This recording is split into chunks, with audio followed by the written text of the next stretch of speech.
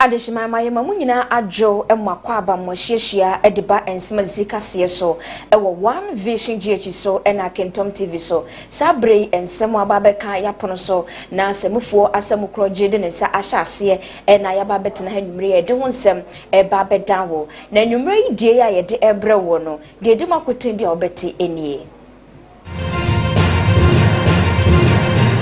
Adeshia wo pon katamanso ene ne mpatamu di ababa tudwa se wo makwantempa ho nsensem no awiewie samu akoni adu eyinti emfuturo ene ekum won Atoya mantamu soafo edi atudwa wachirem se wona ye de contract hye wonsa wanhwe no onya dwumadie ne yemfa ma adehye no wanhwe ya wani kuro ye betwam ya manto aso bio Amanfo ensuo yiri fa won ewo Dentra East mpatam ho no Trotro penimpa de ma MPP amanokuo no ede atodwa se enkonya bebre yanka eso omunya de kopie ma omemra se bedwafie ewo atoye mantamu no de enti a endru dudu a wo mo pe no eye galamse a aban yi ba wotu nanite esi so se wo twam no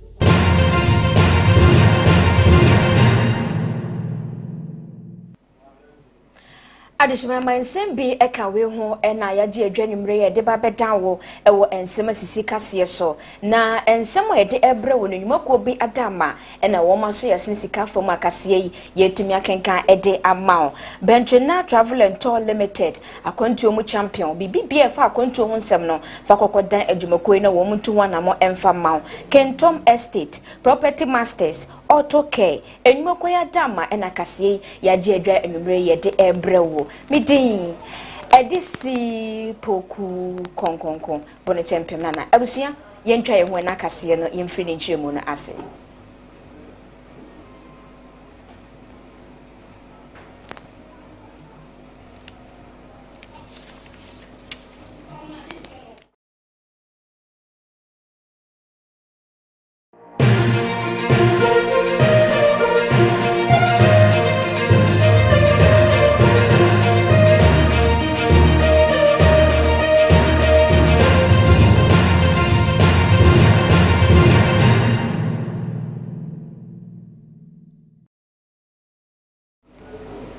Dr. CD Mohammed Tunis eye ebibrem atoye emra shebedwafie chiame na wadi dwumadie bi ahyehye so ewo oman Ghana mha dwumadie na se na ode nsem bi etudwa ya wo kyeremu se oman Ghana ebibrem awiase afana ba bia ahanom ebibrem atoye ha no ye die nie na wadi tudwa se wo hwe ebibrem atoye ha no a amampanyimfuo bi ba betena abanwa no so a se wono be firi so no akọ ama obi aba sene nkenim se ododo akonyo ba akofo entena so nche ebinimo ho a won bre no ba be so pe no yen satraye ewa amamre no ne de na anasa mfie dodo a ese fata se nkodi ewa banwa no so no na wo pri bi ede aka ho wo kyeremu asade ne enye nti wakasa tia wo se no ne nam so emanipa bebre ede ho ye sakasaka ye ne mentebe ho ase eba omanfo ntam no Wo ebibremu atoya ma wodo sunhyiamudi ekoso ewo Winneba no mfimfini mantemu ase na doctor Edin Semi nyina etudwa na opanyi kasaye mu no wanhyeda ensi supporte na emom no ancheye na manebo ebeto odwa figini mani mu se omo president eya Alpha Conde wono a wo hu se ne mra etoso mienu no eya twam pe na wodin sakraye eba eya gini mra batani mu ehye se wo pese wo kọ empre etoso miensa na no hu nsem a na doctor CD Mohammed wadi nwa futu tu dwa se saade no a ekoso no eyade se entwaye opanyi kasayem no kasaye kire se emre aso se ebibremu atoye mantemu mpanifo ehu ne se ewose wo moma adehye kwan mo no ankasa no ana mo ankasa yi wo mpanifo se ne ebe ebetimi aboa His Excellency President Julius Maada Bio, President of the Republic of Sierra Leone, for his 11th October walking visit to the Republic of Guinea to hold discussions with the military leadership on the restoration of constitutional order in the Republic and the ECOWAS Democratic Transition Roadmap. I enjoin His Excellency and all relevant individuals and institutions to continue more of such engagements with authorities in Guinea until democratic rule is restored. Your Excellencies, ladies and gentlemen, while we condemn the coup in the Republic of Guinea, It is very important that we give serious attention to the new phenomenon of amending the constitution of a state before an election or before the expiration of the tenure of an incumbent president. Amending a constitution to conform to the current realities is not itself a problem. However, when the proposed amendments to the constitution protect the governing elite at the expense of citizens or will undermine the very nature of constitutional democracy, thereby granting the incumbent undue advantage to extend his mandate, then we have a problem. The truth is, this practice is eroding the gains we have made as a community, sinking the region into more chaos, and creating a serious reputational risk for ECOWAS as an institution. If we do not take firm and very decisive actions against this ugly trend, ECOWAS will not only be perceived as a body of failed states, but will indeed fail. We could also name the hijacking of electoral processes, voters' fraud, and disenfranchisement, attack on free speech and the press as vices that attack a country's electoral system and take away from the core of democracy. Considering the effect these have caused us and the toll they continue to have on the region, it has become necessary that we go beyond statements that merely condemns these actions and consider imposing harsher penalties on would-be perpetrators. In the light of the above, it is expected that this seminar will help in the appraisal of not only our electoral system in member states, but will identify challenges and put forward proposals for possible solutions to the various shortcomings observed in the organization of elections and other threats to democracy in the region. Furthermore, it will also identify the deficiencies as well as good practices for conducting elections in member states within the context of the existing laws, legal, institutional, and material frameworks. This will be pivotal in the drafting of recommendations for new frameworks and mechanisms to improve existing legal, institutional, and material frameworks for conducting elections in member states. Your Excellencies, ladies and gentlemen, talking about elections, permit me to reiterate that one of the cardinal objectives of the current legislature under our leadership is the election of members into the ECOWAS Parliament by direct universal suffrage. Despite restrictions and difficulties associated with executing normal activities occasioned by the COVID-19 pandemic, the Parliament was able to kickstart the process last year. Article 18 of the Supplementary Act provides that representatives shall be elected by direct universal suffrage by the citizens of member states. It also provides a transitional period at which the national assemblies of member states or their equivalent institutions or organs shall elect such representatives. It is worth noting that in 2024, when the life of the current legislature will be ending, that will be 2 decades of transitioning of this particular parliament to its full democratic competencies. The question we ask ourselves is, when will this transition end? As Speaker, I am committed towards making the direct election of members to the ECOWAS Parliament one of the most enduring democratic legacies of this legislature. With that, and premised upon the genuine commitments we have been receiving, we intend initiating more engagements aimed at soliciting overwhelming support for this cause. As a result of our firm commitments to this cause, we have had the greatest honor to appoint His Excellency Mahamadou Issoufou, former President of the Republic of Niger and former Chair of the ECOWAS Authority of Heads of State, as the Chief Advocate for the roadmap to direct elections of members of the ECOWAS Parliament. Furthermore, we have also appointed His Excellency Dr. Mohamed Ibn Chambers, former President of the ECOWAS Commission, former Secretary General ACP, and former Special Representative of the Secretary General and Head of the United Nations Office for West Africa, as Assistant Chief Advocate. I am happy to observe that His Excellency President Issoufou has had a successful political career. He was at the time member of Niger Parliament, where he rose to become the Speaker. That was in addition to heading several standing and ad hoc committees. He was also highly engaged in parliamentary diplomacy and headed the Niger delegation to the ACP EU Joint Parliamentary Assembly. On his part, His Excellency Dr. Ibn Chambers was also a member of the Ghana Parliament, where he rose to become the first Deputy Speaker. His efforts led to the establishment of the Ghana Parliamentary Service Board, aimed at strengthening career path for parliamentary staff. He equally initiated and supervised the restructuring of ECOWAS institutions, including the ECOWAS Parliament, in 2006. Wojumedie kro ya se na Ghana mampanyin na nado danko akufo adonso edi na no disem etudwa na wabra Ghana mampanyin kasa no wakasa ye edi nkurahye semekọ edi ma ebibre matoya mantem mpanifo se wo mo hwe se du se wo mo eba beto aba wo mo fa hyehye mapa engu akwamu sene aba a abato a wo mo ebeto no ebeye eyefe na chese ebeye pepepe. I'm aware that the initial protocol establishing the community Parliament gave it consultative and advisory roles. In 2006, following the restructuring of all ECOWAS institutions, the heads of state and government of ECOWAS, that is the authority, in a supplementary protocol on Parliament, decided that the powers of the Parliament shall be progressively enhanced from advisory to co-decision making, and subsequently to a law-making role. It requested the Parliament to conduct the necessary studies into the enhancement of its powers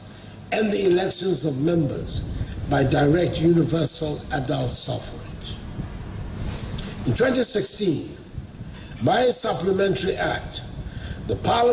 powers of Parliament were enhanced to include the involvement of Parliament in the community budget process and the exercise of oversight responsibilities over programs of community institutions, amongst others.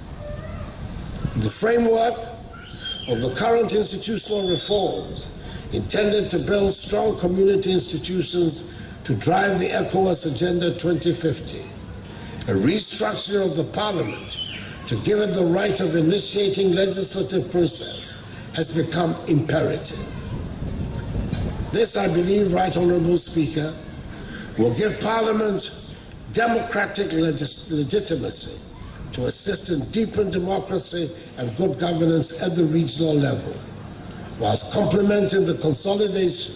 of the efforts of the ECOWAS Commission in building a regional union for ECOWAS to become truly an ECOWAS of peoples. To this end, I want to reiterate further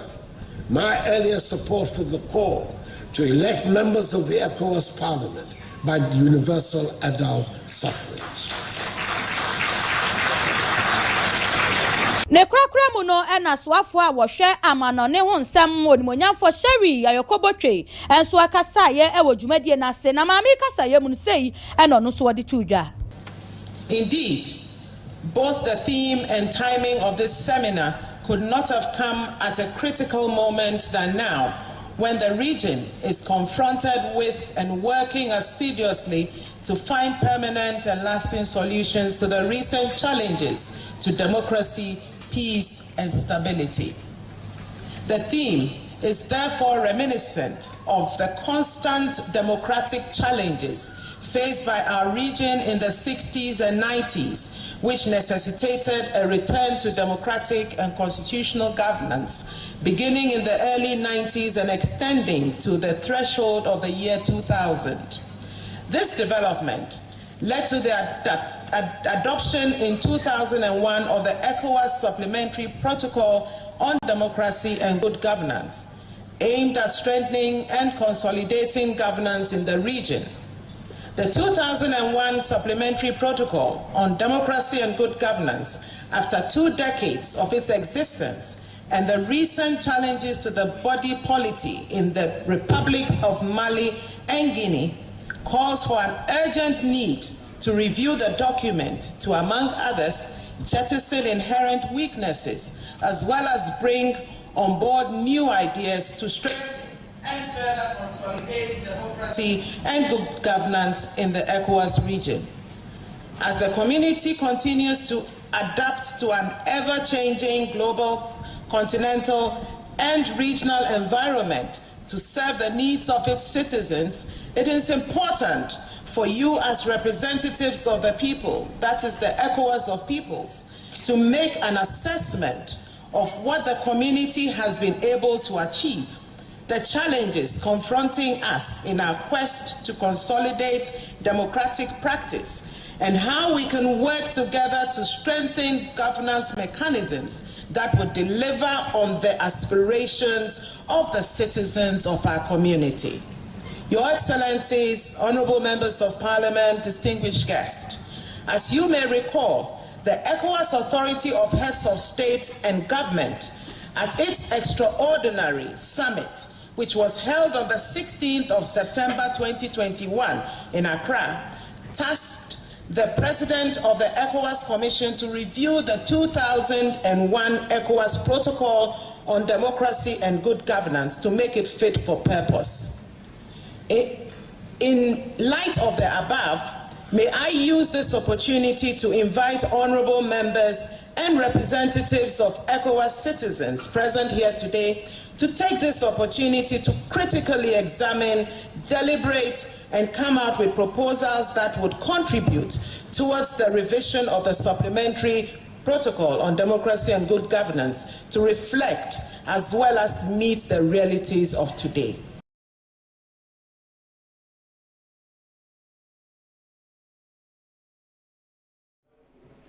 Well, Jumadie Croyasano and Penny Fortucho roof when you mean Tim for one would tree eco Pimo said Jumadie Nasano. Na Ghana Yabato Commissa and so Jumadie Nasibi. Mammy Jane Mensah. Now our brandebre eson, yes, a one frozen penny a panon fan and nudin sem and rammer to jar a word jabonasano. And same beer what did two Johnny say, or your battering. And same beer and a subobia bedio bono as a film pimion do no bato sakasakaye who ye and in Toko man whom so nam so many pamakumako and so. Beto ayanama wansia do wa bato no mu no sa so bo na abedi obon ogitumu a onye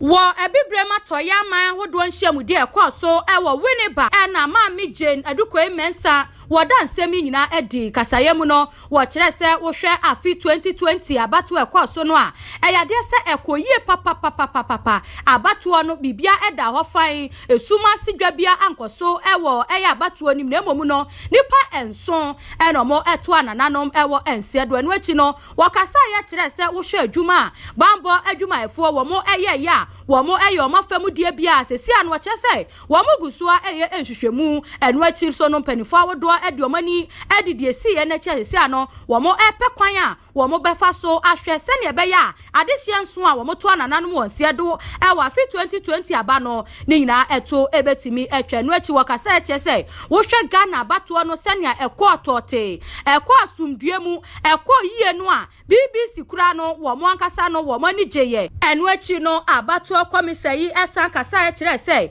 wo hwe adan eni ni parking kan dwumadi a enche ye ya ebe wieye ewo amagano no resource eba ye no kire se new voters registration a ye ya fi 2020 amanfo kire se ye hu mu frama no o kire se resource a free air population census ni mo ba ye kire se bibisa ankoso. I'm happy to note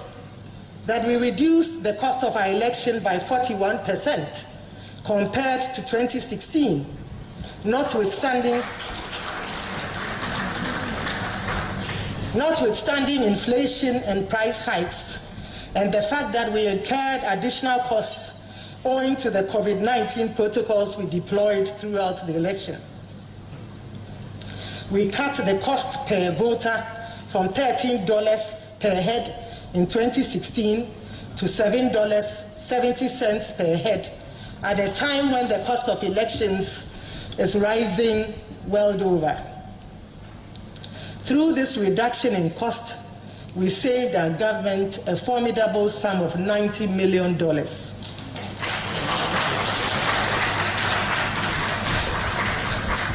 Needless to say,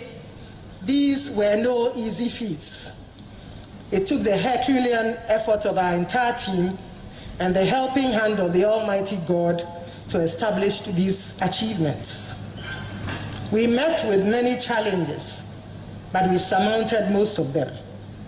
And those we could not overcome, we learned from. Sadly, 7 lives were lost.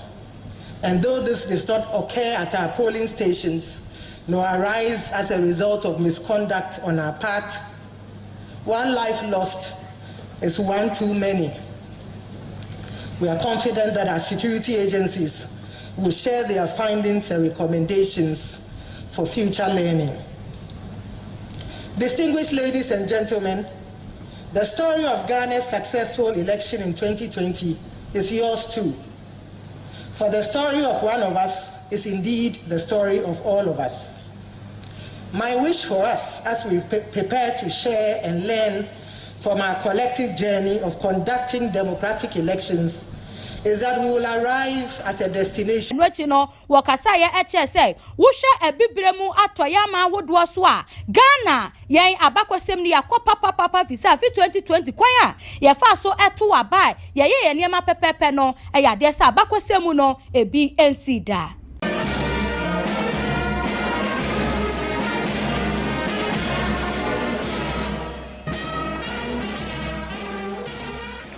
Church of Penyimpa Edema MPP Amanoko no eye Owura John Boadu wode ensembi atodwaya woche mudi ache Ghana for say na afimpimioni aduonu abato na toye mantemum enkonwa bebre wo honma nanka wo mo preso wo benya ewo MPP Amanoko ni dim ede akwakwapie mu ewo memra hye bedwafie na edom dodo na timi adoso nanso bebre na ene hwere wo mo nkyiremu wode tudwa no ene say de enti akokọba ne sa na eye sa ekun ya MPP Amanoko no Ghana mampanyi na nadanko akufo ado so aye ewo galamse ekun no hono.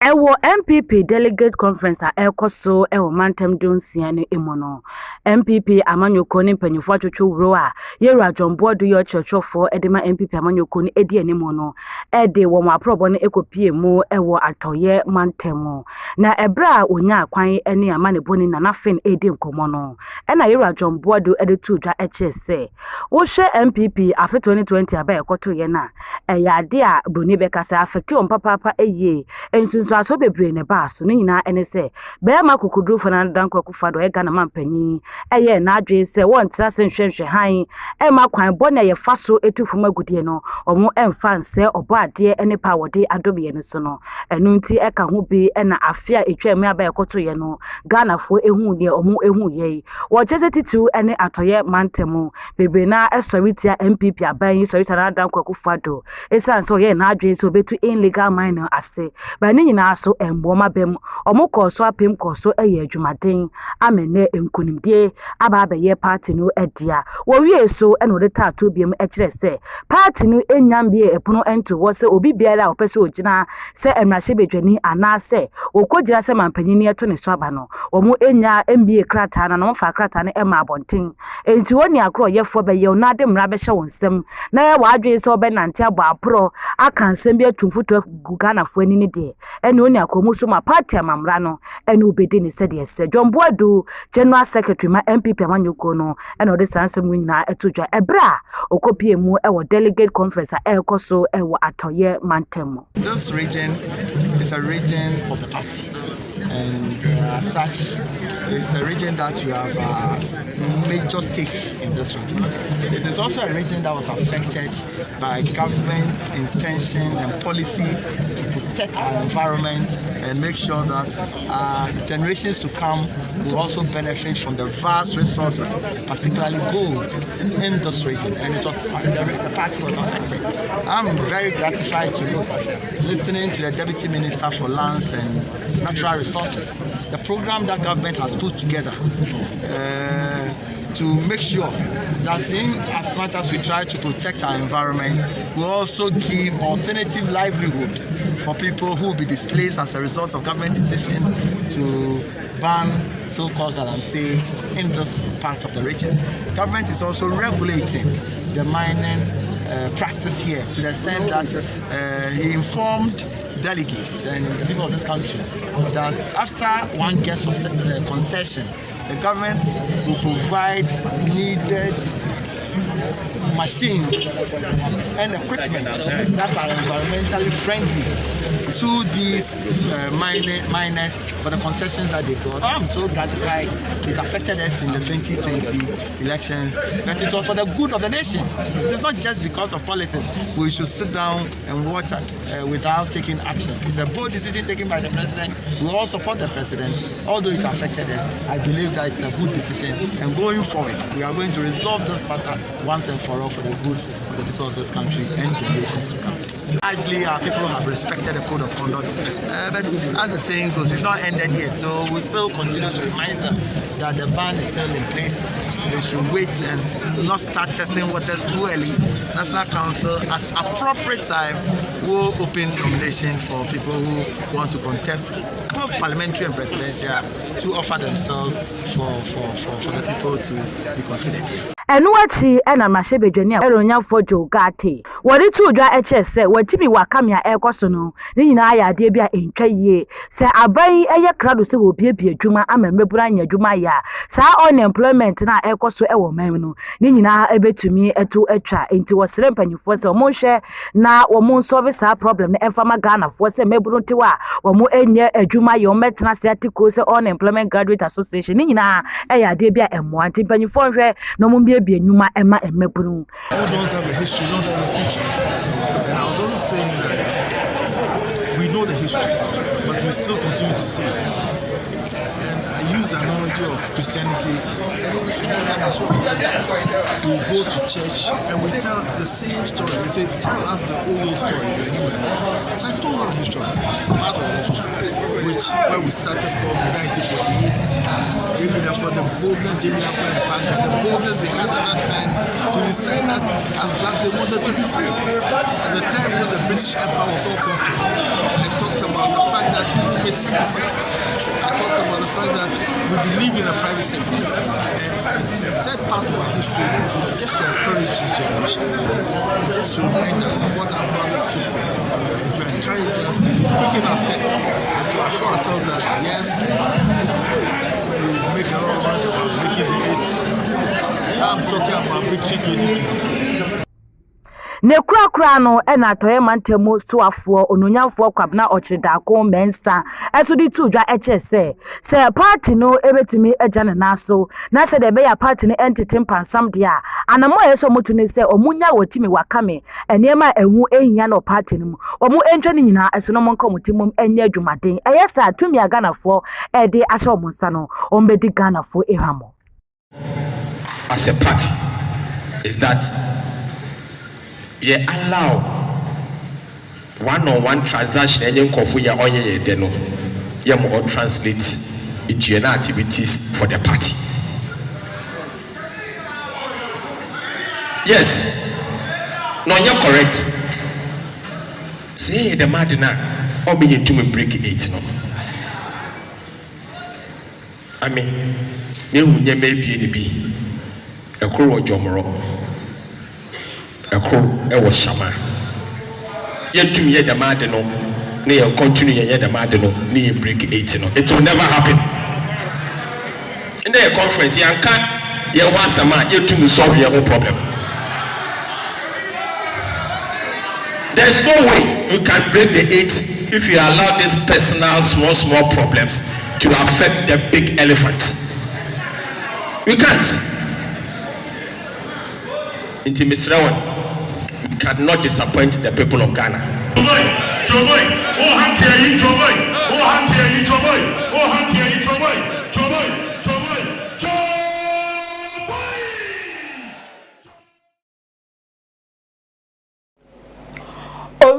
Joe Donko eye penyini ya torinche mu aboafo agimokuo ye wo emfimfie mantemu Denchira East ehonom wo monkrabata wono ene penyi a woda no na nansentem nsuo ye toto eyiri diafo omanfo wonpotem honom nam so omanfo bebre na ani ena haha wo mo ho a enam so mo ne ankrankra nyumokuo bi ya won sha aban ase ato abasako mu akọ omanfo ye nsa ban mu edi wo munim de ne wo kakra akodom wo mu.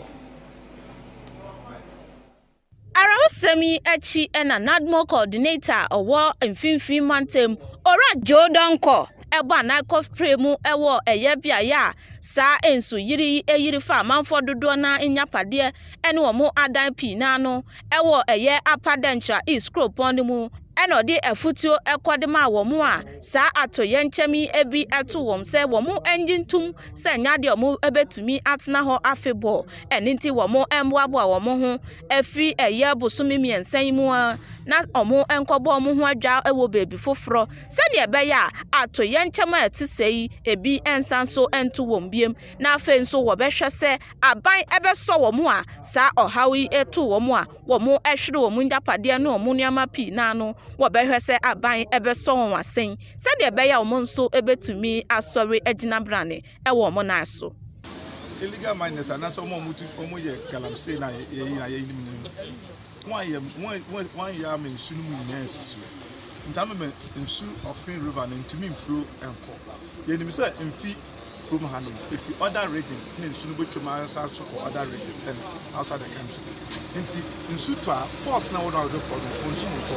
no obu offer group, no offer class, no send for father, no send for father, no why. Or said, never be in the abadi heavy appreciate. Then they will be able to me, I judge to me there. And as able to me, I say the Madina own Sibu. Because most in Nancy and probably no way, so you need to move friend or my president or may man as a minister. And one among the year to have now, yes, I stop. I say, I mean, the Biam Cassette or mine obey ya a young second of food, never you obey your mind. Say, Krobey ya a Krum or Krumanas obey a Kruna ye. One hour by any Christian NGO. Sabi, one better obey no I just gave you by a buying home. What I was a missima, a buying way to more stop illegal miners, Saga, I'm safe. And come one man hour, yeah, no, I wait dear good soon baby or fun while brought more half before. The men the main uncle to obey ye if you soon. No baby and soon them that I know where to chat with what dread you are not so to our and soon to me and no call. But General Regional Minister and Regional Security Council, you have more your commissions are one started, man. Timemufuna, anyone watch your letters or they call ministries now. There was a galamsey. But before that time, the regional minister commission or the share regional commander, division commander, or regional police commander, Mensah, said police reform guide, who said what they are going to do, and writing also. Later, I said, not organizations because of the Edgeman as up and down in the Ebreno, the Choco mineral and water commission. Almost actually in there. Letter or the man, naturally, I buy other my contract. One chair, how many deep over to could do, one chair, soon tetra over now how many days or by what about the show? Over the some out there. So what about the tomorrow? All the back end to went to me car the use. I'm not the mother in Amado, but so bad. Me find that sense ni deep require 24 feet. Nanka otum by 12 feet to cry my means no to through and can soon cast about fine no coin later. But oh my man, coin. Necessary assembly SCR Croy able to Mofraba Ewi. Intermediate may appeal to the government, water resources for name, Minister of Lands. Now they say, yes, one say not go for years soon. No one man has our NGOs, at least there were soldiers away, stop Galamsey.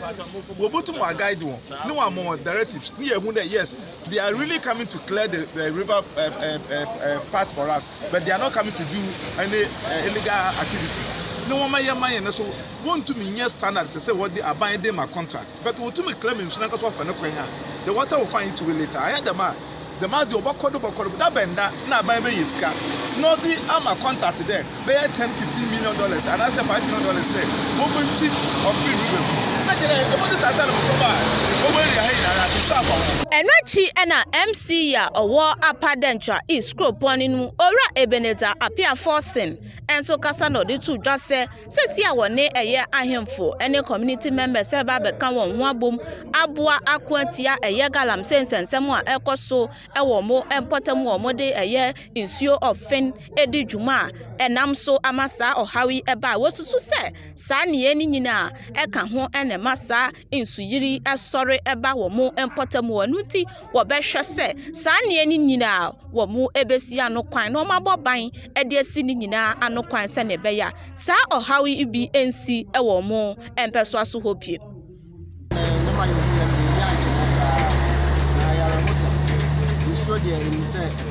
naturally so na so to a e we bi a e wo se fa enyi na eti krom ha no we wo fe enye ne ne da eyi ne mum ye wo season a ebi ho a fe ne eyi then ye no dodo na ye nipa ye nyema ye ene ye ne ya ye se ye hwe a ye call round so wa wo hu ye ofe ne gya ho no amanfo a mo aye tututu no wo nsuo no so galamse o maye a mo hipu nhwiane adede go mo nsuo no to a enka aka ne nsuo no to a na nka no a etene kɔ rubber na wo ofineja ho no bene ebo a na aba abefi ebo a na abefi nti aha dwen ene na ama flood na ne hu ye akoso no ipadodo na mo fie etu mo fi ho a last week no kwada menu etu nsuo no mu a na ya rekosa nti ye besre say president ashe say galamse no so tu ase I was saying na yebo mu tu ase leadership kwan jama ya na yi se meka ya kama task force ne ba ye no omo ye adwuma anopa anya ewia anadwo de sumo ya kwakoda no na atututufo no jam nsuo no so omo ye adwuma se na ye nyina ye ko ye gina ho ama mu hu se machine bi na nsuo no so a edi dwuma nti ye ni timemufo no se ye nya kra no se no kwa leaders ene o mampeni no ma omo edi egu akwemu se ye fancy to illegal mining in so yentumi isi anyema esi a ebe efie ni ade ye ne ye ho kire ye tebesre se ekon no eyeme na won ye nyaa yo se ekon timi de ato asere na mesre me manfo a me ne omo odu kwa potima ani apa de tanye se nyaa se enyina ye moa na ekon na ye fancy illegal mining no ye fi ne ntumi ngwa ne ntumi achieve Enuachi enamra shebedweni a owo omompeso aso ho ora Festus ewa kofi enso kasa no de afutuo ekwadema ankrankra ne timemu fomu eti omompeso aso ho se wo mo enhwe enjai sane ye bone omo eye ni nyina se wo mo etoto border egugu gatamu wo mo enja sane ye bone ni nyina na afei so se koba se wo bi ema wasase a hwese asase no eni bebia eben ensuo se ben hwa hwese wunsi edan no enfensi so ne ebewe omu nyina ebebo omu ho ban afrisa ohawi enyina ano afini suato okre na isoto in the past na isoto na ohwa damage across to see an more serious but in ya ne yakasa nipa ya hu yedumadi aye gram say aye koso won fini mu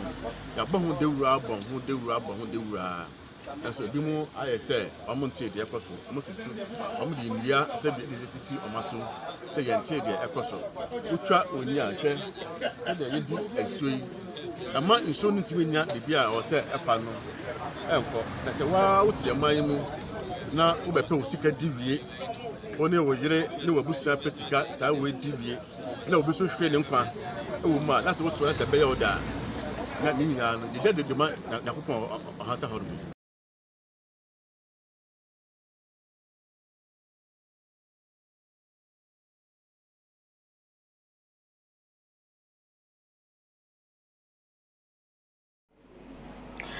Abusia for One Vision GH and Augusto Awoshe ye channel no na ensem sika se ene eguso ede dan won nti bomodra na akohwe na hye na omanfo enya bi enhwe wadwempo no so bomodra na gya no honom ebre so a wadama ye bekenkan ni nyina ede amamo yento aso na yenko ensem foforo matoye mantemu so afo eyonimonyamfo kwabena ocheda ko Mensah wodi nsem bi atudwa se brano no contractors awodo omo Ghana kwantempon so ye di dwumadi na wonsa yennim so obetimi a yente ne de ama won nanso wodnyanya dwumadie ne wie a na yese kokasa wodeda so wontimi nye akwan ne yie ema ne nye ennimu nsipinsi tate se na omanfo ehwehwe no no na mmom wo ye ne biara se no ankasa epe no wo se efri ne mpotam ho de Ghana ha se wo hwe na ye de contract bi ahye wonsa se brabeye e watoye mantem besisi akwantempo mo na wonnim na oba na wo ye no kokasa de a ebehwim e de efri wonsa ye ma wonto aso bi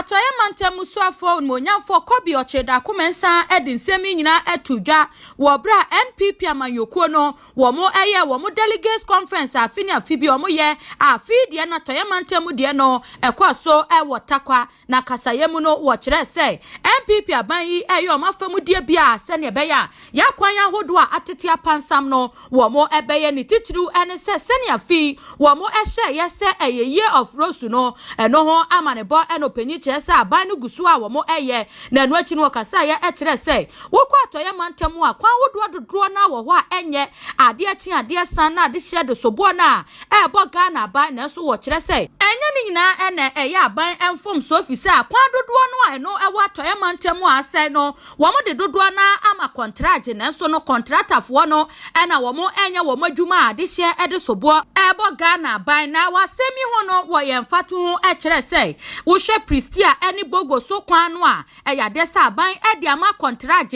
na contractor na dwumaku a aban ede contract ama no eye buada constructions na so wo kire se mre tintin a wo mo de kwan no ema contractor no enye hwe no nti wo no de wo ka nyina ne se afi kwa wieye contractor bia wanya na dwuma ni titru ene contractor pristia ni bogo so kwan no ehye ne nsa no ye beje wo contract ede afi wo nsem ye betwa mutintontan na afi ya de ama contractor na ni abre se wo ba be ya adwuma ya e lucky yenya president na ne vice president at biara western region aye bisi ni biara wa ya me road bia ni western region ya fa tune de mo former contractor nta wona wo Kapisia road no ya da ma contract wo friend Boadak is not performing. This year, one performer, me, I'm going to recommend and cancel that contract and give to a new person. Today, we'll do that. We'll do that. Yeah, can say, Prisia, he might road in your wire and asphalt. We'll do town, also good side of Hydro, 1 year. So the government of the MPP is performing in Western region. And we will continue to perform and do more for the people of Western region. Choway.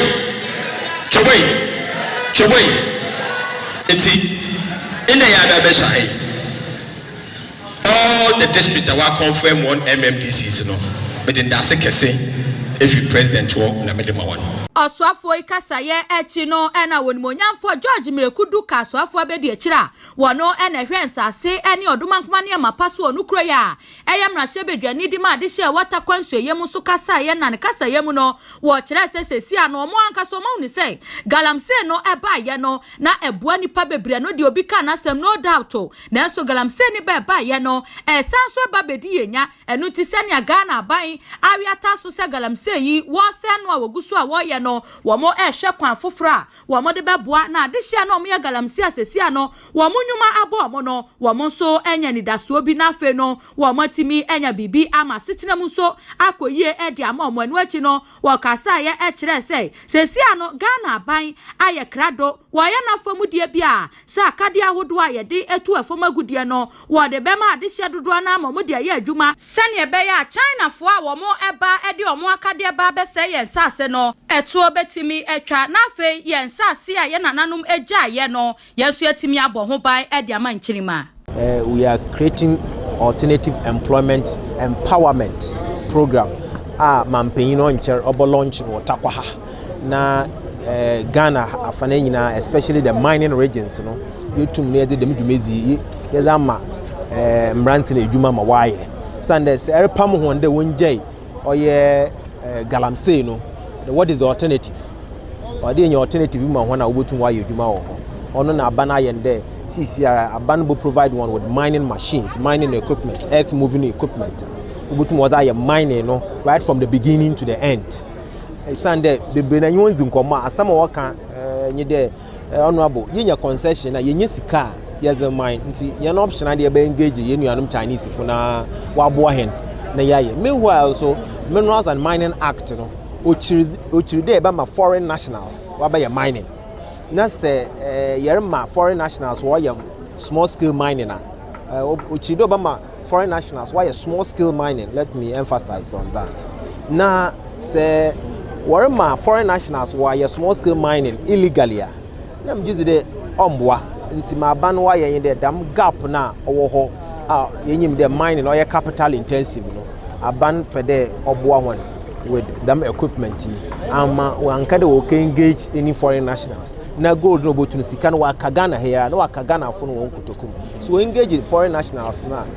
go to gold na sika no oko amanone onka Ghana for ye we laborers keke but ye pede Ghana for na we owners of the concession no gold no wankasa oye wankasa woti no wankasa wonya don faso and that is what ban orient CCA tinanado danko akufado no botayan there right from the beginning, you know, yama concession, yama minerals commission one says, yipi who the concession or your concession or mine or do ye win the man, yam fede, them concession, yam on geologists, yam on mining engineers, yam on expert, who go to Wabohon wire mining.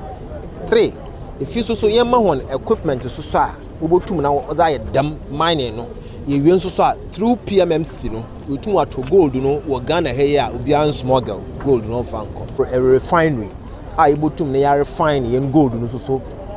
Ghana yeah na you will create more employment if you so value addition am paying the bureaucracy I think we will realize that vision.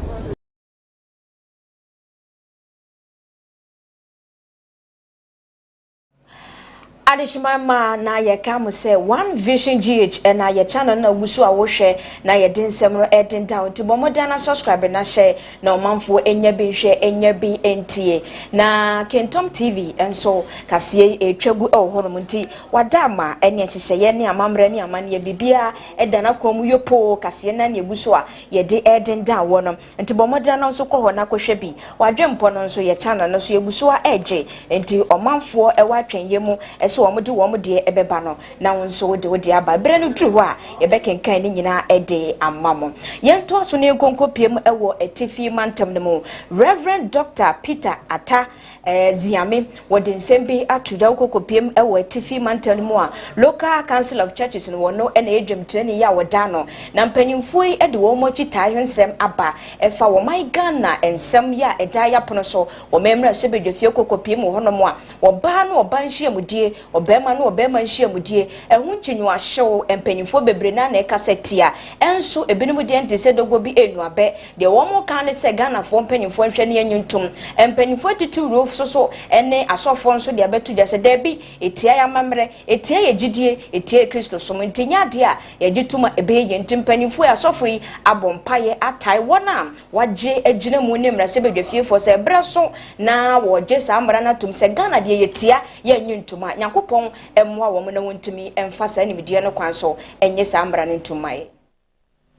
wo ensemtrefo nhyiamudie ase ena openya wo no ena da Local Council of Churches no ewa atifi mantemu Reverend Dr. Peter Ataziame wakasa ya kire se wo mo de LGBTQ+ bill akopia mu omrahye bedwafia wo bia etwe ne sere ene abasa no wo kyese nsori ahodo a omo ewa atifi mantemu de wo mo foa so papa na kyese full support wo mo ehwe ani mu kwan se dachi bia no panifo ebeji bill ya tum na ababa ye emra ne beya wo mo ehye saade yi mu no asotwe esefato mo no wo mo sa ebetimi aka ne pepepe no achi no so afupanyi ede asida emu eden asida piesie asida pinson edema Speaker of Parliament Right Honorable Alban Bagbin se ensemi ba ye no wo panyi etonsem no edema eye adwumakuo ankrankra ene nsori se obi aso enfa na dwenkyere mra eno ho asida wo de ma speaker se ba ye no wantena sem no so na emomu no wo bia mu se wo bia ema meche na adwe no achi no wo sanso esre honhon konkron se ba bia aduru no honhon konkron emra mu na wo ma mema ye mra se bedwafo anim de ne nyansa omu betimi ede ahwa asemi no maka se ne emra ebetimi aye adwuma ni titru ene sebi Ghana ya mamre ne amane no ebetimi adimu. Wish to thank the Speaker of Parliament for making it possible for us also to respond to the request of what Parliament came out on 15 September 2021, asking for written memorandum on the promotion of proper human sexual rights and Ghanaian family life 2021. The object of this memorandum is to offer our support in favor of the passing of the said bill. We pray that the Spirit of God that grants wisdom, understanding, and insight will lead Parliament for them to take a good decision and the needful thing to be done. The passage of this bill is to regulate the activities of the LGBTIQO++ and so on persons, and to maintain the sanctity of the social cultural values of the North, and especially in Ghana. The northern region of Ghana is by far the largest region in the country in terms of land space. Let us say that when we say northern Ghana, it comprises of the 5 regions: Upper West, Upper East, Northeast, Savannah, and the northern region. It's this bill to be passed. So for penny sign etwa kasaye su biemu etire mu sei se nyame adom na bill ya edam na sebedwafia ho ensama sa sori gidigidi no empanifo ma bibia koda na wo mo agitumu ma ne beye mra ebeboa pa ama LGBTQ+ fo no wo mo de wo mo so wo mo jo mo freedom mo right no wo mo so wo nim nyansa che nyankopon ti wo ba wo simpesem ye bema me pesem ye oba wo ba wo semepem yonko ba bema wo semepem yonko ba ne safo no wo che sei se empanifo bill ni tumu na eba be ye mra ebetimi aboa papa masafo no yatimi atenetene wo mo wo mo dwumadie mu anu achi no wo kire se Ghana ha ya amamre ne amane kwen fa so etete ye ma no wo kire se bill yi ye gituma ne be ye mra ebesan aboa ye papa anu achi no wo kire se ba bia adru no safo no eni kwanse ye soso mo ne ma so kra enu tine mpai ba wo bo nyina ene se bill ye wo mra hyebedwa fie no panifo be hwe de ye na ese ne fata no atumu sene betimi aboa. Adishima ma ensema sika sie ena yeguso edi danwo ewo One Vision GH so ena face Kintom TV so ensema yeguso edi danwo bomoja na kohonom na ko subscribe na share no manfo enya bi hwe enya bi entie no redi adama ena ensema free atifi mantam ne mo yede adam na yentwere mu na yenkonkopiem ewo pon katamanso empotem ho adehie ya wo mo empotem ho ne de wo mo nsema ba beto monten so ni nane se wo makwantempon sensem no atete se kontebe womanfo a wompotam won se mfuturo enenam soma ekum wom se ensuo po endem se ya na se ensuo to ebe na wotwe na nsa na se nanu bia na ne asai kora wom ntimi emfiri monten so sukufo a wom wotema eni ahyama ne mpotam a wom fa sa akwantempon so bese ko suku ne entimi nya kwanya enko suku ni na se kwan ne nye enti obata entimi nya ne ba emo no nko enko suku emfa sa akwan no so enti wom de wom akosem ato Ghana mpanifo enim. Wo ohawi hu no na One Vision GH ene Kintom TV ya mani boni Augustine na hiabo ekopiemu ewo ho na wo bra ya mani boni kopiemu ho no adesuafo bia omo ete Apollonia omuko suku ewo tema ene assignment wo mo ni ya mani boni atwetwe nkomo na amofra yensem omo de tudwa no wo mo ekire se ebu wo anefu amiensa na wo mo enko suku ni titiri ene se sensuo to a ene anefu amiensa omo hyedam wo mutimi nko wo mutimi emba fi se sensuo to bia no a ekwan no ayateche ene afro enu achi nso no enam se ne ekwan no enyenti no adobafo kura emampatemwo na wonya ka ne bi afo enu ti na desuafo yi ekire se ama asetena mu ayedempa ede ama omo ani omo desua free like Apollonia for Apollonia bus in ekwan nyenka if the rain falls this place becomes so flooded you sometimes the cars get stuck there and other stuff. Especially my place is too dangerous, so please beg the government to help us. We beg the MP, though he's trying, but he should help us with our road. And the road are not effective for the buses to be, because some church buses are here which says the road are very bad for them to be on. So they find it difficult to come here every day. And the taxi drivers also, as the road here, they find it very difficult to cross the Vodafone there, so we find it difficult to go home at night. That's a bad problem here we are facing. So we need the government to fix the road for us to be able to go to school freely. And no buses too.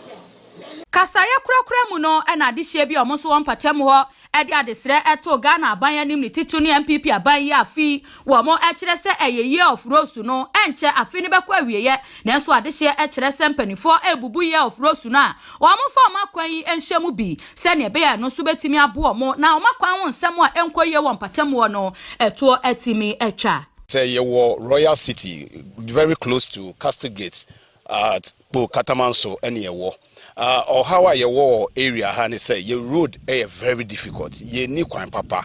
Yankasa community ye neighbor way contribution. Am I yet to convert since last year? I to convert. No, ye share by medin di Joseph Mensah. But most people are more hanum community from Alaji. Your community hanum say no. Your road ye very bad. Ewaha. Na yankasa as community ne etumi aboa ye ho ato converse eja odunfo betumi abeboa na so yin ensi aga sensuo to wa ha school nkolo mo wa ha entumi nko school edwumayefo so ntumi nko adechi ne adesen na problem ba eto de bia ye no mo ye maame ye nuanom nyina so eyare a ye fan difficulty betumi ede omo afia akọ the next by town. And mostly so Bechile Nankasa ye wono a lead to straightly to Apollonia. From Apollonia now call Yibi Adenta. Now they call Medina. It's a binary SS Aquine way the can no number ye dia boy. But ya she ni ma and webi ma. Na tito Nankasa strabine so ombe boy e ye quine no. If the quine ade chen o kwa obey na e difficult portos no doso. And acquire so am advantage. Akrofo le to de bi omo hanipa. Se quine ya police for beba soldier for beba. The pebia or my name so be coso. It's when ye extra binds so no meshe ye mo ye so ye su freni non GSO. A quantity in so no crowd ye she ye den ya ye benya insu ato. Now so a quantity nya sabi obi be ko be ban na no eni na ejina so. It's your assembly for no so amane. So mo mra no meshe maye. If the quantity so mo try no mo ye maye. Ne ma kone e be na so betumi akoso. When ye extra bind kakra. Esra mo ye kwan ni ye kwan na sei nso to nkwala no edwumayefo bre nkwala bre adwadifo bre ye kwa market na e ba ye bre pa nso no to ka bia administration wakura obeka se obefa waba esa na ye bre mu hia mo baba hia mo bo na boye ye kwan nso ye kwan kese a link Madina kwan no nti samu ya mo betoye ye nso ye ho betoye ti esra mo boye Mboye mpa nsadansa yem yesu fra mo hwe enim na mo boye na ye na ye we ye nya hoto e wakura yimu yo ye da mo wonti nso to ye ma mo movie o mo ofie kwa na ofie man go school because some make mo ha en go school e ba nsare aja mo kwa ofie since Thursday me ma go school Thursday man ko Friday man ko and the Monday so ofie because kwa na nye hwe de me de ko obo aseme me ntimi ndress nko because enye ye kwa na nye ento mehwe amambani for enye to abani bi o ye to abani bi ento mo pa na enye yeso ye nipa ni bi amene ye kwa we de we akwa na ye no e ha adwen isu no togota we a wo hwe wa ha isu no to a de we si tata ha no enya de kitwa nkola no mu ko school no se isu no to mu ntimi mbo ntra e na da no so ye sister baako onyem e kwa na sanity ye nya ka emfa ne nko hospital ye bre ya ansa na ye nya ka Ninti esra banse omehwe no mwaye na mipacho ye kwan di esra banse mo boy na I wo sem pose anytime you subeto bia school for nitimi nko school because insunu ahani tumi yiri sa ma se wo timi nko school na empo ya ye wo fie po na ye mu hihie ma yemba because na ayedi nti omo ha tetena ayedi pa na ye ni je po sem po ni se na kwan no fiti gbechele janshi ekọ Apollonia ekọ Madina na anka ebebua pa nti ye empo di sanka ye ebebon ye eni ankran so mo pram fenya linia betu abo na a short distance to Accra nti yes abanim dem no ommehwe ma ye nanka ontimi yama because you shoot me to a can't me mba wo ye 4x4 ye there ontimi mba na gbechiri abia me ka say ye gbechiri na ene Apollonia mfimfini ana me wi na ekwa we eye kwan a efiri gbechiri besini twem ekọ Apollonia etwem kọ Madina na sa kwan we eye short distance a sanka aban bemu amayeni a enka traffic twem wo motorway ni nyina na nka tuo betwa traffic free afienya ebesene ko runabout motorway runabout na nka sa traffic ni nyina tuo betwa sansa wona ekọ Madina ekọ asaribotwe ne honkro ne benyina nka mu nyina abefa ha no musei so ho enti yesere aban ekwa we mabeto oledi bi sɛ wafira to nsuo yi mu pɛn a saa da no sɛ na nipa emmɛ ankensuo de oledi no kɔi me anka sɛ nsuo yi me na ase mpaboa ɛwɔ ha no mo pɛn a na nka ya bɔfra ankensuo no de ne kɔi erosion na ɛfa ha no ayade ano yɛ de ne seriously nti sɛ aban amam na mohwɛ covet yɛ guwe ɛyɛ ankorankora na nipa baakofoɔ na ɔde ne sika atɔ covet yi de agu hɔ sɛ nka bɛyɛ na mpanifoɔ ani bɛba wɔn ho so na ɔno so abɛ support na nka yɛayɛ adeɛ no na so besi ɛnɛ kɔmfie mmienu ni covet ne da so gu hɔ so nti yɛsrɛ yɛka yɛn ho abom sɛ association sɛ nka yɛbɛtumi de aboa nanso yɛmfi so a gɔta no yɛ gɔta ɛsɛ ɔmo yɛ no kɛseɛ ɔmo yɛ no bridge kɛseɛ na tumi aboa ma nsuo no tumi akɔ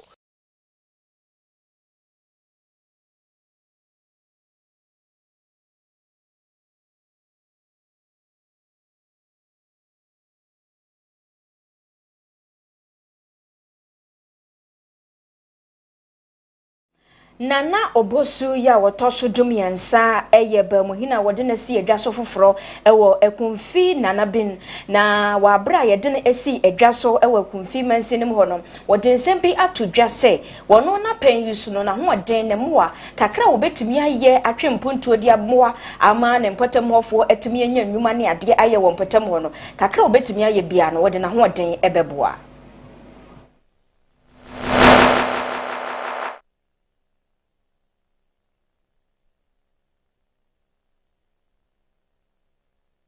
Wabra Bemuhini a wayi ne foforo ewo ekumfi na bin nana obosu a wotoso dumiensa ene amane boni ekasa na odi tu dwa sesi amra so se ne manfo ene ankrankra wo mo ete ne kronimu ebeka wo ho abom aboa amampuntio aba wo mo ekronimu na afa so wo hyabo se wo behwe aboa amampuntu dwuma pi na wabiebie ye project ahodo ano ewo mo empeso aso ho se ne ebeya impuntio ebeba wo mo ekronimu na mebru so wo ho so enya adwuma ne bi aye afei so wo besre se mebu na wo mo ewo ne kromu ho ebetwe won ho afri ensanom enumone na afei so enwoma basabasa ehun se ne ebeya enkofo ha bia emfamre wo mabrabo na afei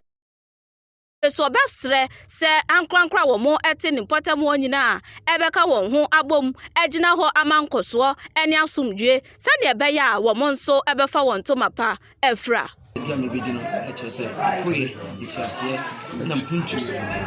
na me deba was adibia no se koye ni ma wo ye hwia enyi se mpuntu so ni ma enso wo ye hwia enyi na nyama bebria ye ne mabunu no se bi to me bia obi di ya onko se dwuma ba fra na bibia mo fra ni nyina no ebehwe na akeka ne masi ni na edi mpuntu sonkun edi aba abusua no ne onwan no kra mena nam penifo a o madi mani kan no titiro mena peni ko shaima no mehwe na nkabom bia wo bia no yetumi ne natu na yenya network no na otumi na se niema bi atosi okuru mu yetumi ahwe na yakani na abom na yetumi amampani na kufado ene eye mpinifo ahoro mudi ba no motumi abeboa na yebeman na yebeman so ayekra behwe ewo Enochi eno dikra owo ekumfi na bin nana okufu jesi a wotoso enan enso kasa no de ohawa hodo a wo mu ekomu wo mu ekromu ho etudwa wo kire se Saudi wani ebepiemu ewo mu kromu ho a eyade a network ho enkoyie krakrakra network a wo mu ene omo adofo ene wo mu abusuafo ebedi nsa wo so se ko basa bibi ehia wo mu a eyade a enya wo ho krakrakra ena afa so wo mu akwan ahodo ewo ho akwan no atitia pansa mie papa enu nti wo mosre se aban ebeba beye wo moa ede afa sa niama we hu ene nioma pi na ehu esanse sa obepiemu ewo mu kromu ho a eyade a omu ehia moa ye papa me apre ni de ye network Vodafone no MTN no Tigo ebadio yenya brand sana enya network no I mean particularly no tembia obi abe frema mehia no se no medu mi phone no so me ndu no nti mesre aban whoever is in charge no o mehwe your network issue no I want to be one the whole first one district one fighting no the confina na me na waba sisi a wo operate na network ni nye duma wo break ntimesre abai there's MTN phone Vodafone phone ebado no meye network ni ye oye watch ami be dia de me 16 years me buy me mu dai no wa ye kwa no ni nyina etutu sisi ade onye kura nta no so no yes na buy there onke because of the fighting no mpenifu pi woba fight or kwa ne nta no so abai hwe no meye e kwa ne mai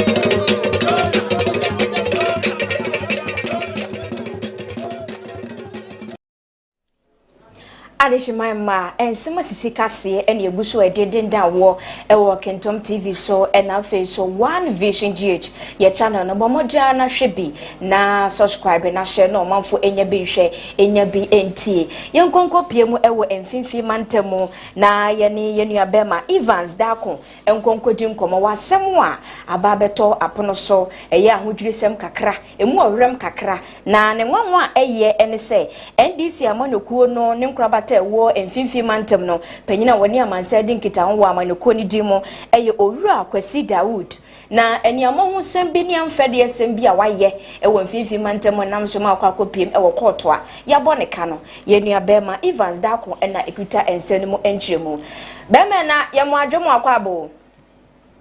mejo so medeshie na empombo kode yehu adom ne mompa ibonti yehu ye pa ye dejase na owura Kwasi Dawood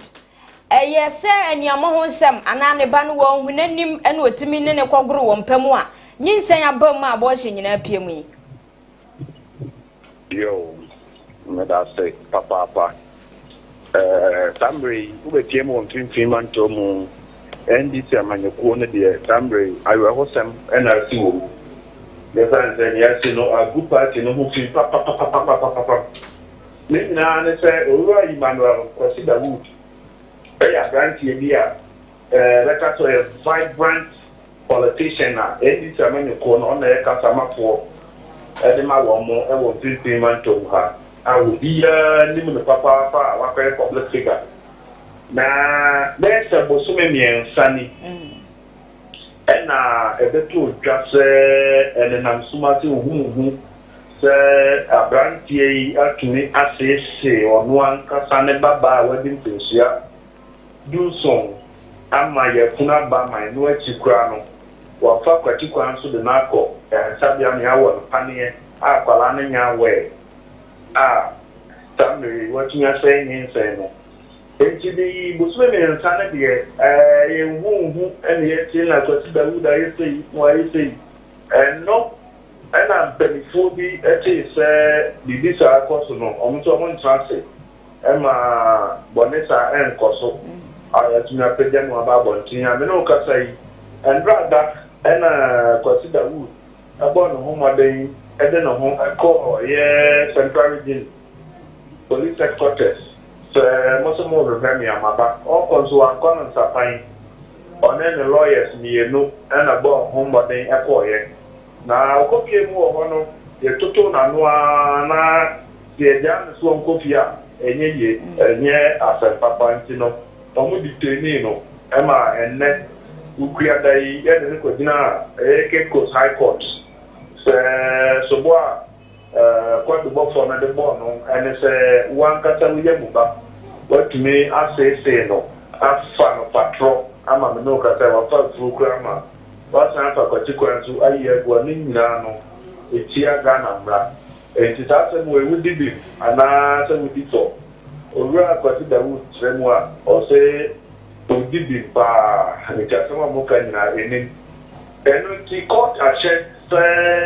Bosumi a yewo mu ya bosumi bi ne da eto so aduonu nson 27th October 2021 abrantie no ensign rapporteur na ya billing of what 30,000 Ghana cedis no 300 million and 2 sureties me no ka say ya she owura me say bosumi mienu 27th of October on sign emrana assembly in Chilemu and say Abaiwaya, your friend, maybe see, Menoka say, or Chilmua, or say, or ye consider who the Banka Santa. The year 2019, and Nepa Pasha, CSA, or no, Dim Pasogro. Now, I don't continue, I don't not any, or one woman of Bonnie Fabia Mania. Now, so Nepa, acting a warning, so we need not to be part of the India to Sasano. Central region one after Ghana ha obe say na brabo we ke ba ta me hu e be sha kwala ni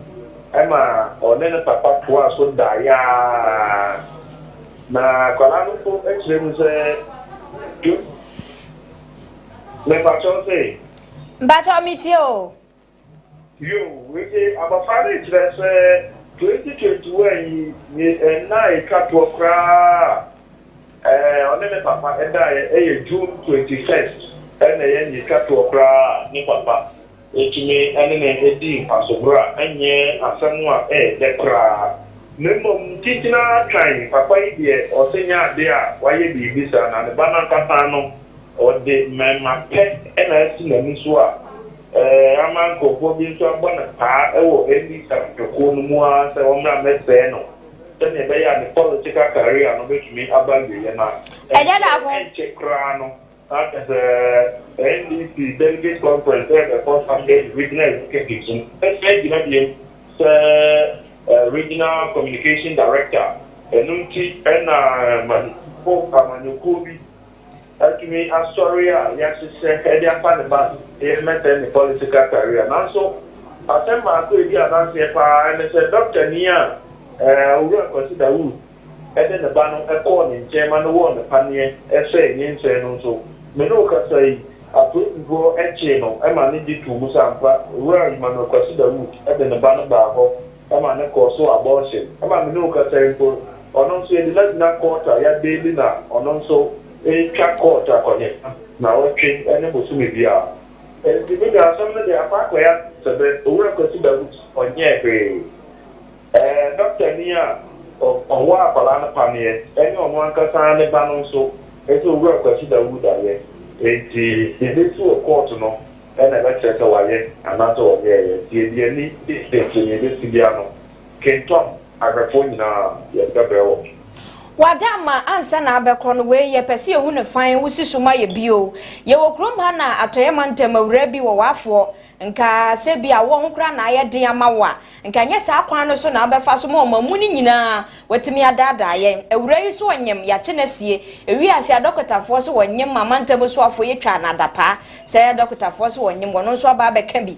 papa na timi aka si so se akwada ne ye ne banka sankasa na sene mu ba Tepacho, Menoka side, I shall say no nanka who nanka crack,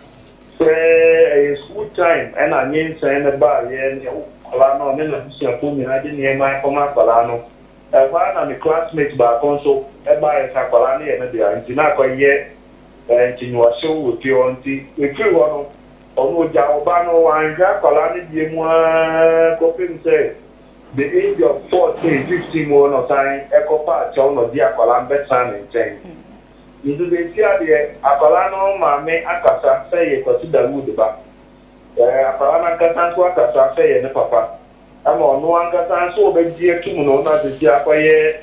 maintain and was there, not the over Kakra. Aha, it's the identity and a bank Cassan, a slim back, and Catan. Na Aquadano Swakasa. Akodana nkasa so akasa se neja le passion ane wakata se 2019 ene naja esha tiese onena group pasogura etesa na usuro na opeso katre amanfo na so ne papa ete ne warning se onim no obo ni fa bia mania obe say na brabo nti efu be say ni mu ma wantinya mo obi amane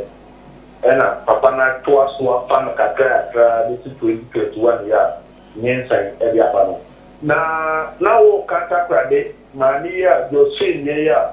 Mensah bia ni ho so Mensah wo ba akọ creative fear and panic e wo Ghana ano we tie nyama ye ya je di kakra ne say abofra na kasa so onyem na Dr. Tenia na owo so government hospital so ekire say abofra no e de na ja nyina ba ne nchen say ne bani nye na otaso to na school su ko nkan ti no onye ka de no empanya den empama no e ma no so di to mu ma owo na pane moja betu akwala na otwemienu ansa na etwa nti sa sentence yi nyema na ye evidence kire say adana no kwesa akwala na nyima ampa na akwada na nkasa no empanyufo ma akwanya mansentrofo ne na di nkomo sanse se hu benkoa na free 2019 se onkwa ne ma me honkodi akwama onkodi bronya chese yesisi ne wabusuafo nchen ana asem na timi ahye no ho a free sa abre no ebepem sese a wantimi ante ho anka nkire obi a wo haw ne amane a na gya ne de na efamu a sa suro na wura ni mu ebepem sese afa na ho ate no matimi na di nkomo busabusa na no nsem kakra yo menia meda say asem ne tie mu nyina ne say papa no adikan ye hu bi a shakwada nem say mane moda say ni bia mane wo bia say enunti akola no so tu kwan ko kra ade ni se ni mu say obu obi amane a number 1 spiritually no na brabo be say na papa so de tunya ye bibi nti ene afaye bibi normal grandpa ma no nti ono kra ne ma na ne ba na ho so a okobo obi amane e time a moja no tu no because na oyare ate Mensah no ba ano na no hododo no kakra ite malaria ite sina ne papa na catch ne say ene o ma onfa no hospital ono kwa onya we say Mensah na aba no o kwa kwi atu agu me mo papa no ne doctor ni ko se so me ko pa me bana ba me ba ni na me ka so wo pa ni malaria pa ni ne mo pa we no wo no na Mensah no emergency ko we ni niema mo ja ni sha de se tu no o bo ne na fo amane grandpa nta na o be friend ma ni abo na mane anya ta kan ni pa bia nse we de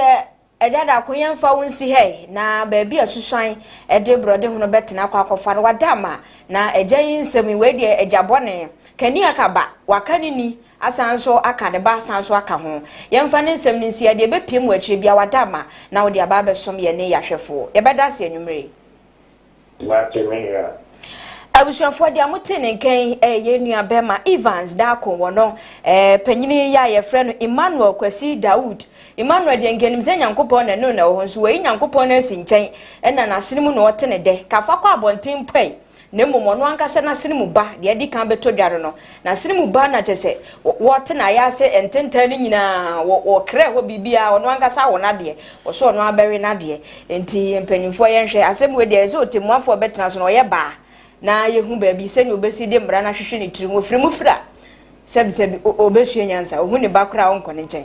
abusuafo ensem sikase na yeguso ededen danwo ewo One Vision GH na Facebook Kentom TV so wadama bomodina na hwe na subscribe na share na omanfo enya bi hwe ye channel no na ebra so omanfo adwempa wodi aba no yenkoso na yemfa enu bi emra medanwo na adwempa ye de ebra we de ye kenkan frase eye na na abodu de wo ba eba be chia ye afenyu so aprakubo nsu eba be chia ye no se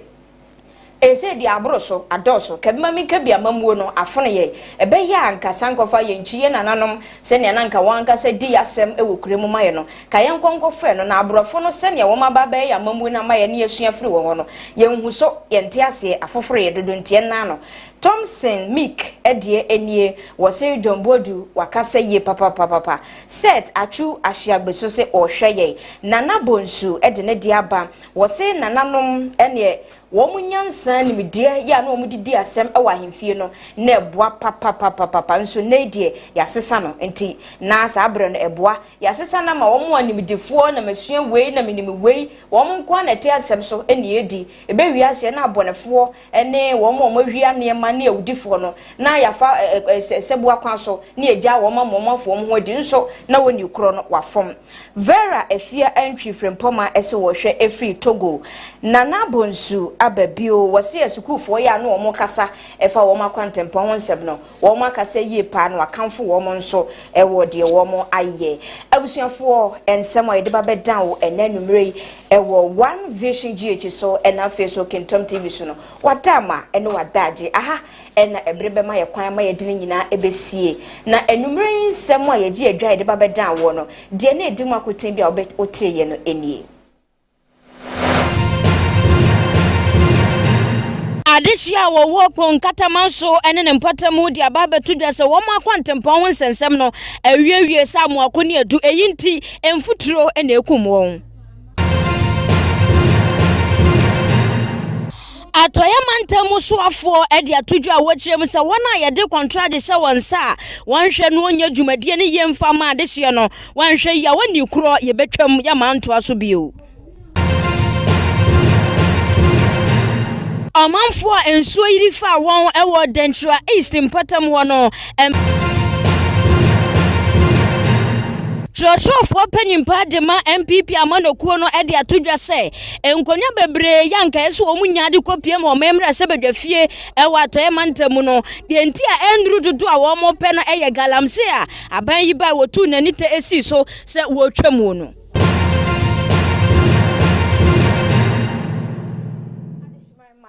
aha ena yede kase ni nyina esie na enuma ko bia dama ena wo muso yesne sika famu a kase yi ebra no bra ne yetimi agi adwa ebekenka ede emao Bentrina Travel and Tour Limited akwantu mu nsensem bia baabi bia wo pese wutu na kokopiem ewo wiase afa na ha baabi no bomodra na fa won nsensem okrata ho nsensem visa afeso passport fa ho nsem nyina ba bedan dwumakoi na woni hu dwuma emfa mao Kintom Estate wo mu esisi dan ama wo manfo enya baabi pa ede wontiri ato Property Masters wo nso high dan afen so AutoCare ene wo pedre ni papa atwi wo hyen ede amaw anaso se watoka ni bi upebi nso so a won beboa amwanya ni nyina abi abusuafo enuma koya dama na kase eba wakomo ye bomo nka ye ese October bosomi mu ne da etoso aduonu mienu kopem ne da etoso aduonu miensa October 22nd kopem 23rd Kintom job training no dwumadie no ebenya abaso registration fee no eye 50 Ghana cedis afenso training fee no eye 200 Ghana cedis eniema bebre ena mokwa akosua ewo dwumadie na se a ebeye wonsa no dwuma obi entimi ntwesiri emfiri wonsem eyinti ebre no so abomode na ma wonyanya ntientia na wo ne mpanyimfo yi enkonkohia na wo ma wontete ewo sene yesi eye shower gel afi hair food ena body lotion washing powder pastries Dettol, shampoo, eniema hudo bebre eka ho ena uko dwumadie na se a wobesua enti bomode na ko na nsukonya mu akwanya abusua ha ene de nsem ni nyina ebesie mi a mekenka akase ema wi adisi poku konkonkon bono champion nana abusua ema mu nyina mbo ene hwa enya ado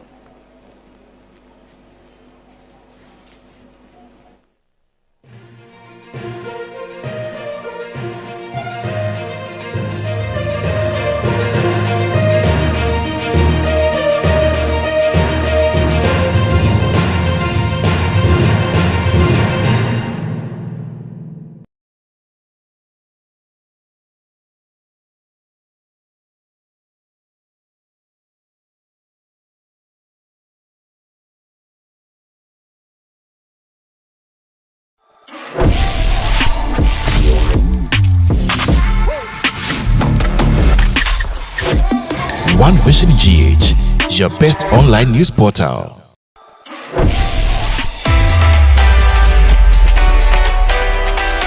One Vision GH, your best online news portal.